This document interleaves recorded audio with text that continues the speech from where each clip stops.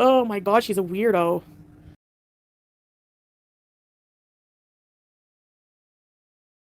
Hello, 'tis I, Fat Cow.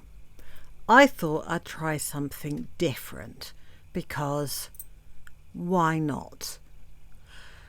The reason why not is I keep effing it up, and this is the third time I've tried to do this, so fingers crossed it goes okay. If it doesn't go okay, you'll see a video in my normal format and you'll never even know I tried this. So I don't know why I'm talking.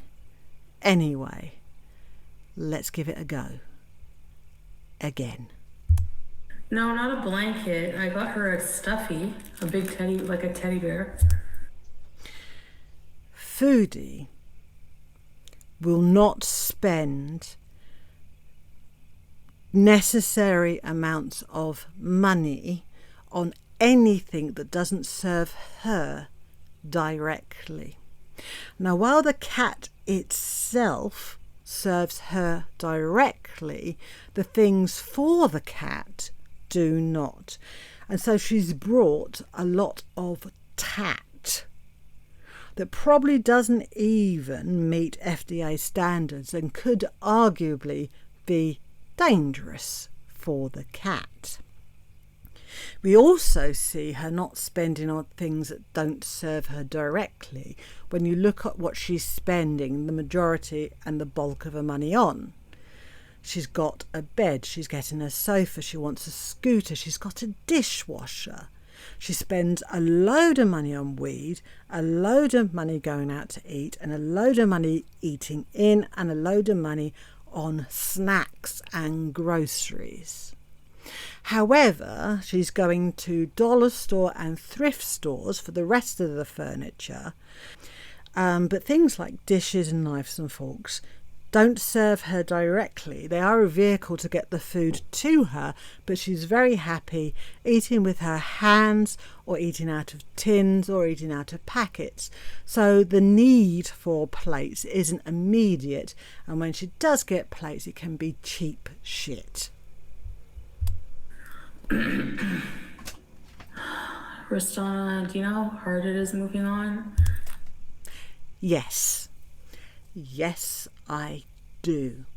And your version of moving on is one, not actually moving on because you're still in the relationship remotely, and two, was funded by your Beezers. You didn't exactly struggle. 13 years ago, I ran away, let's say it as it is, from my marriage with 3 suitcases full of as much as I could pack and my 2 children who were under the age of 7.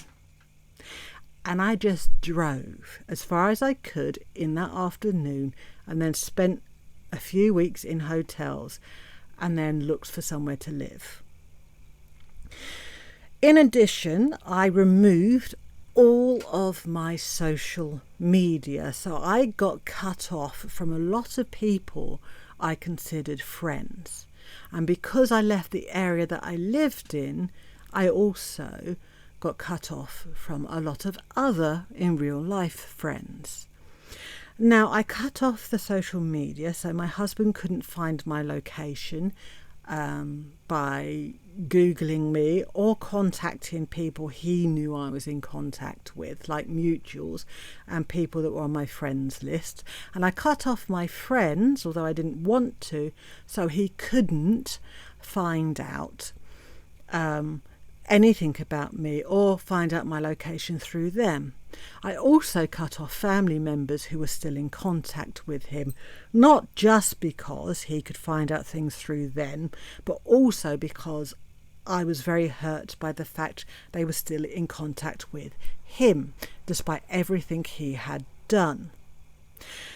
I had no financial help from anybody. I wasn't working. I was looking after young children. I didn't have a platform I could e-beg for money, so I started from a millimetre above scratch because I did have the things in the suitcase and I did have the car. You were completely funded. The entire move and the relocation and everything was funded by other people, and you have no responsibilities. You don't have children. Yeah, you started from scratch. You moved on. Fuck off. There are a lot of people that have started from scratch and have had a significantly more difficult time than you. So stop being a fucking martyr. I feel like I don't want to ever be with anyone except him. That's because you're still with him. So, if you want to stay with him, you can't be with anybody else. But if you weren't with him, you'd be on Tinder quicker than you shit yourself when you cough. And that face is the face of somebody lying. So I'm just going to be alone. She needs a blanket. I'm going to use my hijabs. Your hijabs are cheap polyester, a material that doesn't breathe. And while there's a lot of material, if you'd stuffed that in the carrying box, there'd be no room for the cat to go in because it's not a fucking rodent. Secondly, it's not a soft material. And thirdly, it probably smells like arse. I don't want to move on. It's not You haven't. desperate. If you love somebody. Foodie actually loves Salah. Loves. Inasmuch as a narcissist will love somebody as long as they're serving a purpose. So Foodie believes she loves Salah because he's still serving a purpose. But the second he stops serving that purpose, she stops loving him. And that, during arguments, is when she threatens to leave. She believes she loves him, but it's not love in the way that other people understand love. Love is so hard to move on from. The thing is like, thank you, little girl. Yeah, we're divorced. Okay. I signed the papers, but he didn't hand them in, apparently. The way she can say a lie and then correct herself immediately afterwards is quite disturbing, but that's not the point of me stopping. If Foodie is to be believed, which is a really weird set of words in a sentence to put together, and she got a civil marriage in Syria, which is actually possible, but only under one condition, and that condition is she married Salah as either a Christian or a Jew. Obviously, I'm going with Christian here. So, if she got that loophole marriage, as she claims, and got civilly married, as she claims, and definitely not a religious marriage, as she now claims, she married him as a Christian, and that marriage would have been recognised legally in Kuwait. However, civil marriages are not recognised in Syria under any circumstances. So, the process of divorce in Syria for a religious marriage only. You go to the religious court with your marriage certificate, your civil ID, the divorce papers and the family book. The family book being a document that shows in a household the mother, father and their children. When a child in this family book gets married, they start a new family book with the husband and wife. Okay? Now that particular document, the family book, Salah would not be able to get because the marriage certificate, being a civil marriage, isn't legally recognised in Kuwait.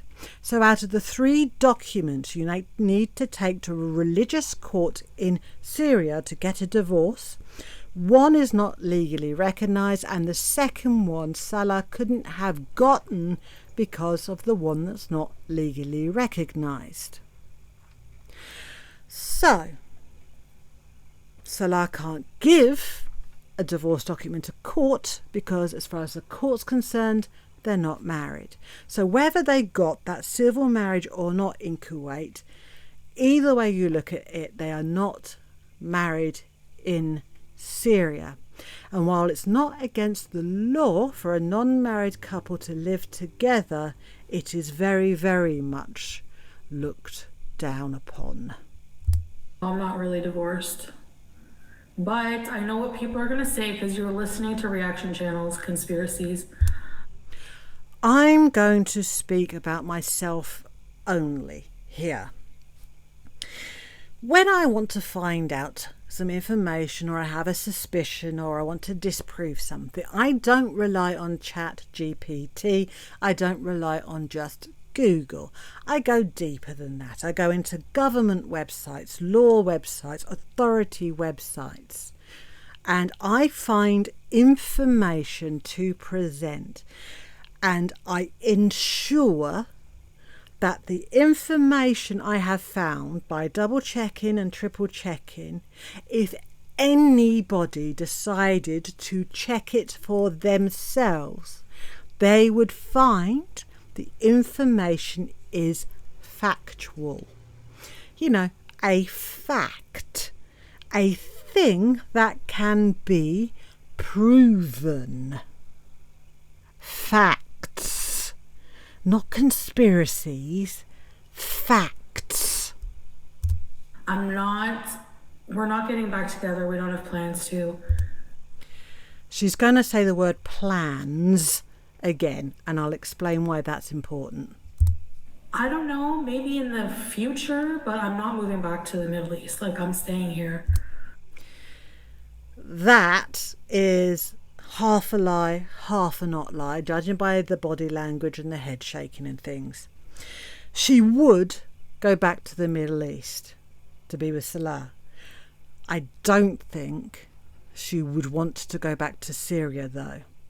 So she doesn't want to go back to Syria, but she would if she absolutely had to and had no choice. I don't know what can happen in the future, but we don't have plans to get back together. Did you notice how she leant forward and stressed the word plans? And her face is a bit, smug, let's say. There's a bit of duper's delight. She didn't lie then. She says they don't have plans. They do have a plan, though, and the plan is to get Salah into Canada. So, I suspect Foodie knows she won't get Salah into Canada. But I also believe she is using the possibility of Salah getting into Canada to keep him around. And she is manipulating the shit out of him. And she's hoping that it'll take a long time for him to realise he cannot. And she's kind of hoping that once he finds he can't come to Canada, she can go and live with him in the Middle East, not Syria. The reason she's freaking out about stuff is she's probably knows deep in her heart, as black as it is and as small as it is, that Salah is going to drop her like a hot rock when he realises she's not his ticket to Canada. The narcissist in her thinks maybe they might get away with it because Foodie's so fucking privileged, and also because somehow, like a cockroach, she keeps getting away with stuff. And another part of the narcissist in her thinks that maybe Salah might not live because, again, she's so fucking fantastic. No, you probably can get another 6 months to a year out of this charade of a relationship before he realises that the time he's spent on you has been a complete waste of time. I do believe that Salah would try again with another Canadian after Foodie because he's that thick, however. And one more thing on a completely different topic, which you all know about because it's all over Twitter.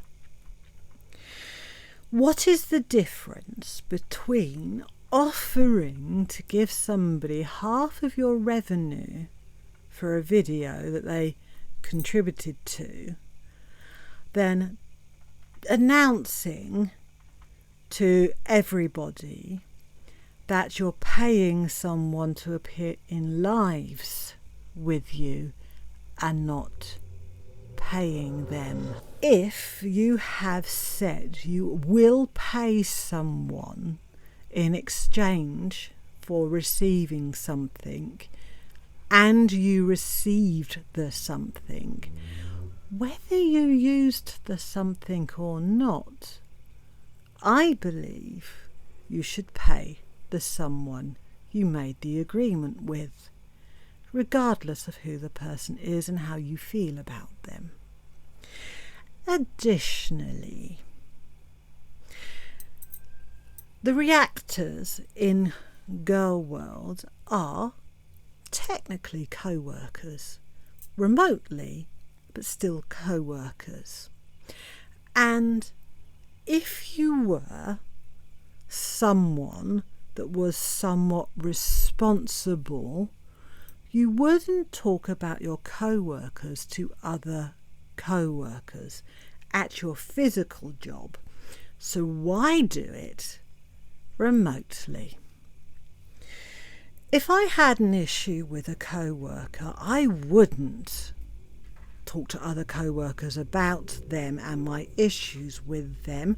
I would talk to my significant other, family, or a friend who is not in the same circle and isn't within even Girl World.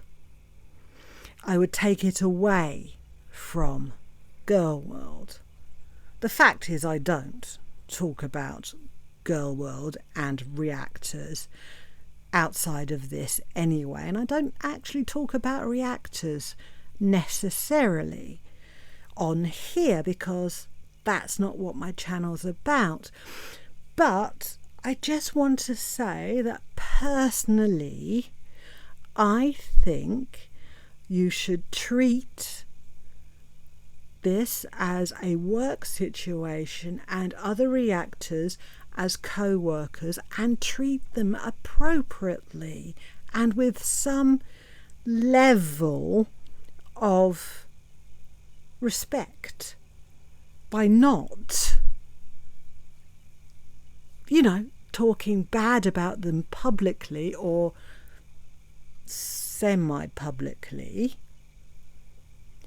But I'm also of the belief that if somebody gave me the information of other people talking bad about other people, I wouldn't publish that either.